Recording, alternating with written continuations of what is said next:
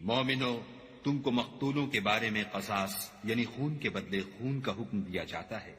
اس طرح پر کہ آزاد کے بدلے آزاد مارا جائے اور غلام کے بدلے غلام اور عورت کے بدلے عورت، اور اگر قاتل کو اس کے مقتول بھائی کے قصاص میں سے کچھ معاف کر دیا جائے تو وارث مقتول کو پسندیدہ طریق سے قرارداد کی پیروی یعنی مطالبہ خون بہا کرنا اور قاتل کو خوش ہوئی کے ساتھ ادا کرنا چاہیے۔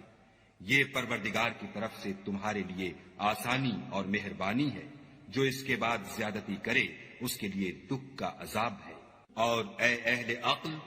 حکم قصاص میں تمہاری زندگانی ہے کہ تم قتل و خون ریزی سے بچو۔ تم پر فرض کیا جاتا ہے کہ جب تم میں سے کسی کو موت کا وقت آ جائے تو اگر وہ کچھ مال چھوڑ جانے والا ہو تو ماں باپ اور رشتہ داروں کے لیے دستور کے مطابق وصیت کر جائے۔ خدا سے ڈرنے والوں پر یہ ایک حق ہے۔ جو شخص وصیت کو سننے کے بعد بدل ڈالے تو اس کے بدلنے کا گناہ انہی لوگوں پر ہے جو اس کو بدلیں، اور بے شک خدا سنتا جانتا ہے۔ اگر کسی کو وصیت کرنے والے کی طرف سے کسی وارث کی طرف داری یا حق تلفی کا اندیشہ ہو تو اگر وہ وصیت کو بدل کر وارثوں میں صلح کرا دے تو اس پر کچھ گناہ نہیں، بے شک خدا بخشنے والا اور رحم والا ہے۔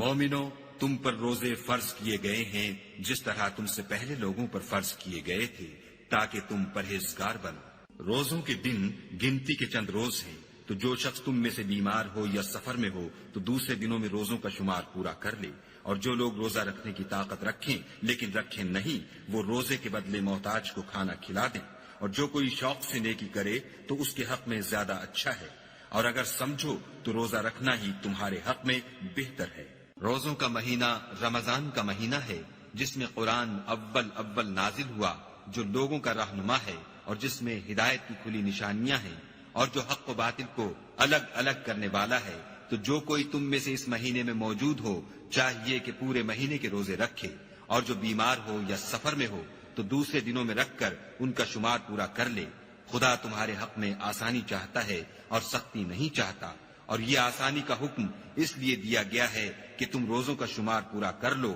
اور اس احسان کے بدلے کہ خدا نے تم کو ہدایت بخشی ہے تم اس کو بزرگی سے یاد کرو اور اس کا شکر کرو۔ اور اے پیغمبر، جب تم سے میرے بندے میرے بارے میں دریافت کریں تو کہہ دو کہ میں تو تمہارے پاس ہوں، جب کوئی پکارنے والا مجھے پکارتا ہے تو میں اس کی دعا قبول کرتا ہوں۔ تو ان کو چاہیے کہ میرے حکموں کو مانیں اور مجھ پر ایمان لائیں تاکہ نیک رستہ پائیں۔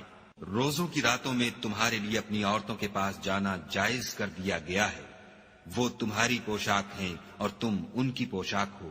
خدا کو معلوم ہے کہ تم ان کے پاس جانے سے اپنے حق میں خیانت کرتے تھے، سو اس نے تم پر مہربانی کی اور تمہاری حرکات سے درگزر فرمائی۔ اب تم کو اختیار ہے کہ ان سے مباشرت کرو، اور خدا نے جو چیز تمہارے لیے لکھ رکھی ہے یعنی اولاد، اس کو خدا سے طلب کرو، اور کھاؤ اور پیو یہاں تک کہ صبح کی سفید دھاری رات کی سیاہ دھاری سے الگ نظر آنے لگے، پھر روزہ رکھ کر رات تک پورا کرو، اور جب تم مسجدوں میں اعتکاف بیٹھے ہو تو ان سے مباشرت نہ کرو، یہ خدا کی حدیں ہیں، ان کے پاس نہ جانا۔ اسی طرح خدا اپنی آیتیں لوگوں کے سمجھانے کے لیے کھول کھول کر بیان فرماتا ہے تاکہ وہ پرہیزگار بنے۔